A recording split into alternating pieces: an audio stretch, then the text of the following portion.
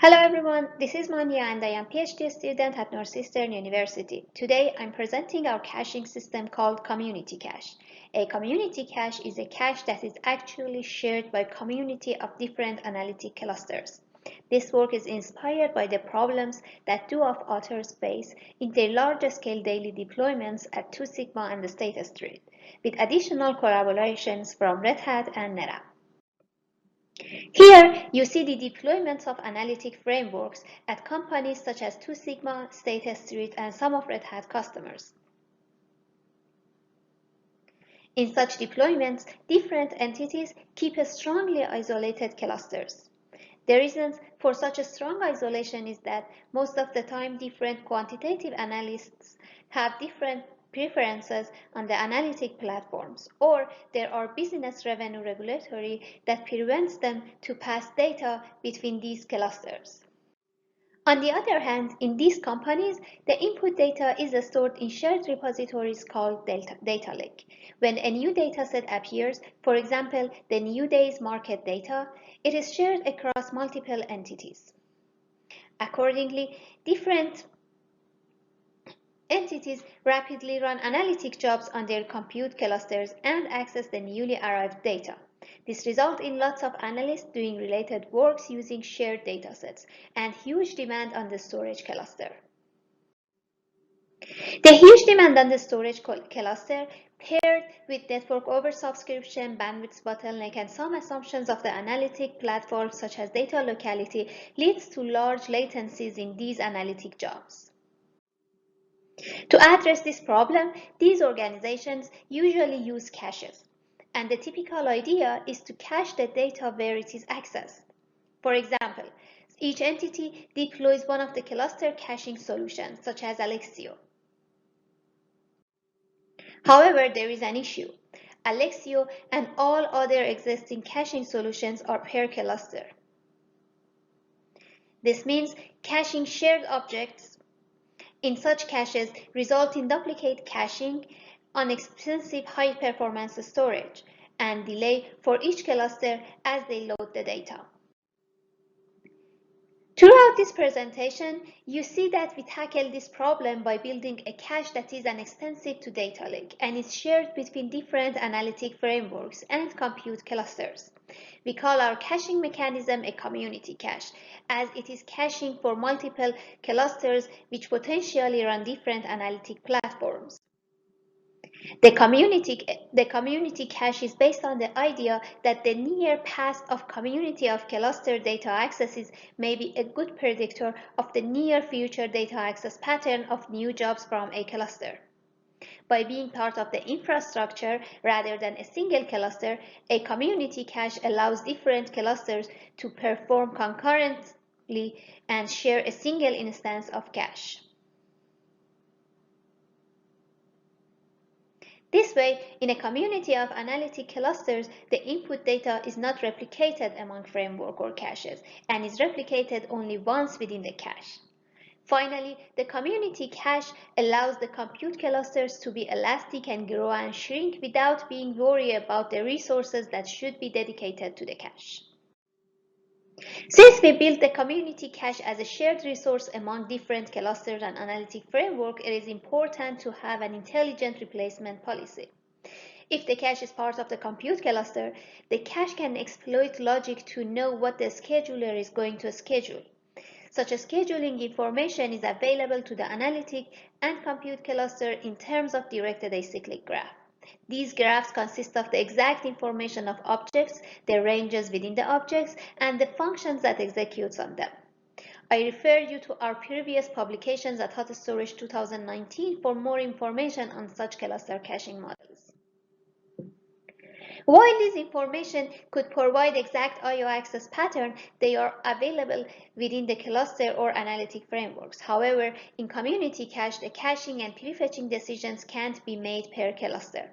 Thus, community cache needs mechanism to extract the scheduling information per cluster and merge these decisions to achieve better caching policy. We achieve this by instrumenting the analytic framework to export this information to the community cache when the jobs are submitted to them. Thus, by extracting the information from analytic frameworks and merging them into data lake infrastructure, the community cache can have access to unique information that is not visible to the cluster cache, and this enables novel caching and prefetching policies for the community cache. These informations include the cache status,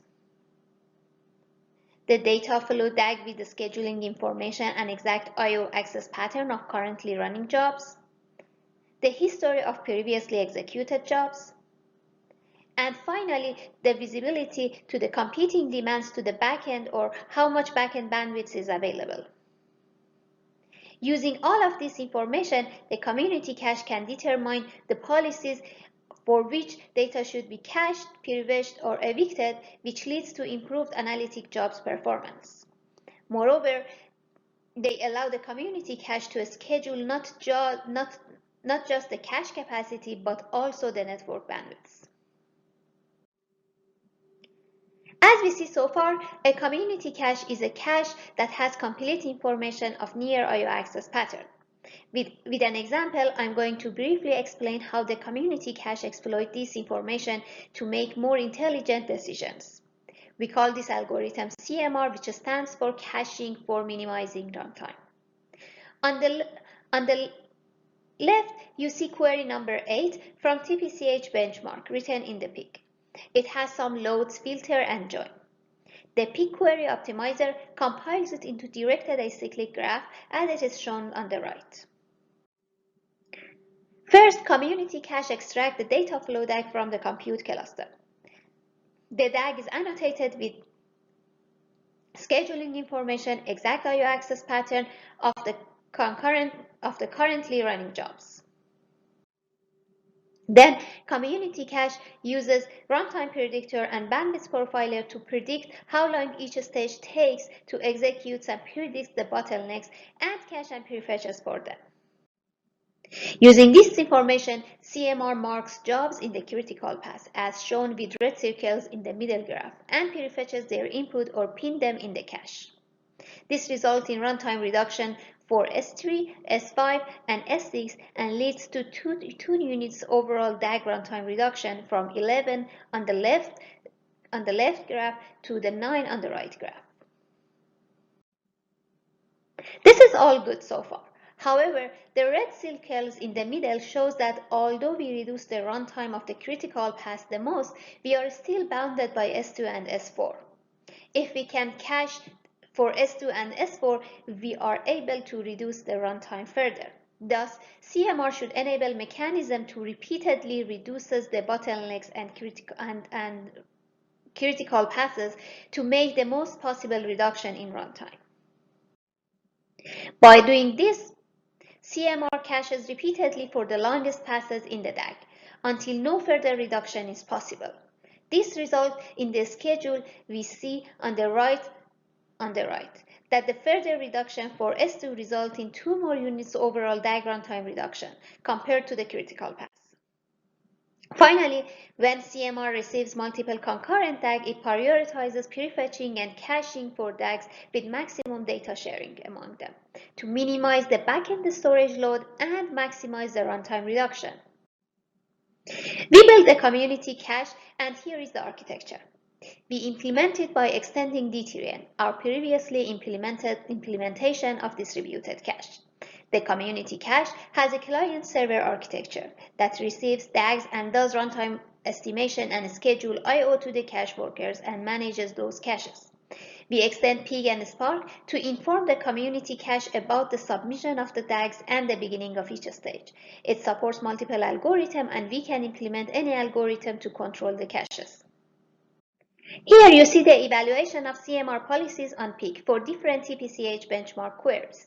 The experiments were running on a cluster of 16 nodes, and in general they have 128 cores and 1.4 terabyte of memory, and we throttle the bandwidth to 10 gigabit per second. On the x-axis, you see different TPC-H benchmark queries, and on the y-axis, you see the runtime in seconds, and the shorter is better. These queries were run on a dataset of size 64 GB with CMR algorithm, critical path algorithm, and MRD, which caches and prefetches for objects with shortest distance. The gray shows the caches, shows the runtime of these queries when there is no caching. In these queries, the data reuse is so limited that the LRU performance was similar to no cache. The yellow shows the performance of MRD, the red shows the performance of critical path, and the green shows the performance of CMR. And as can seen in this figure, CMR outperforms no cache baseline by 2 times and alternative approaches by up to 1.3 times. Here, you see the evaluation of CMR policies on Spark for different TPC-H benchmark. Again, we use the same cluster setups with 16 nodes and with 1.4 terabyte of memory and 128 cores. On the x-axis, you see different TPC-H benchmark queries, and on the y-axis, you see the runtime in seconds, and the shorter is better. Again, these queries were running on dataset of size 64 GB with CMR algorithm, critical path algorithm, and MRD, which caches and prefetches for objects with shortest distance. The gray again shows the cases for no cache, and again the data reuse within the queries is so limited that the LRU performance was similar to no cache. The yellow shows the performance of MRD, the red shows the performance of critical path, and the green shows the performance of CMR. And as can be seen, CMR outperforms no cache baseline by 3 times and alternative approaches by up to 2 times. Here, you see the evaluation of CMR policy when multiple DAGs are submitting to the community cache. For this evaluation, we use a synthetic workload with different reuse access pattern. In here, we evaluate different algorithms for multi-DAG case. On the x-axis, you see different skew parameter for Zipf distribution, which result in different reuse pattern. The higher is more reuse. On the y-axis, you see the runtime of the workload in seconds. The yellow shows the isolated cache, the red shows the shortest job first cache, which means caches and prefetches for the shortest job, for the shortest predicted job, and the red shows the CMR, CMR-M, which has preferences for more data sharing. And as can be seen, CMR outperforms the alternative approaches as we increase sharing. Here you see the evaluation of CMR policy when multiple clusters are submitting to the community cache simultaneously. For this evaluation, we use the same synthetic workload as previous. In here, we evaluate and compare community cache with a cluster cache such as Alexio. On the x-axis, you see different skew parameter for Zipf distribution, which result in different reuse patterns, and the higher is more reuse. And on the y-axis, you see the runtime of the workload in seconds. The yellow and the blue, the gray and the red shows the Pig and Spark clusters for isolated cache, and the orange and green shows the runtime for the shared cache or for the community cache. And as can be seen, the community cache can lead to performance improvement compared to cluster cache by 1.5. In this talk, we introduce community cache, and community cache enables data sharing across analytic clusters, potentially running different analytic frameworks. By being part of the data lake instead of compute cluster, a community cache has visibility to unique information such as competing demands to data lake. This enables intelligent caching mechanisms such as CMR, cache for minimizing runtime, joint scheduling of backend bandwidths and cache capacity, and cache scheduling for concurrently running jobs. Thank you for listening to my talk. I will be happy to take questions during the conference at February 25th, 7:30 a.m. Pacific time.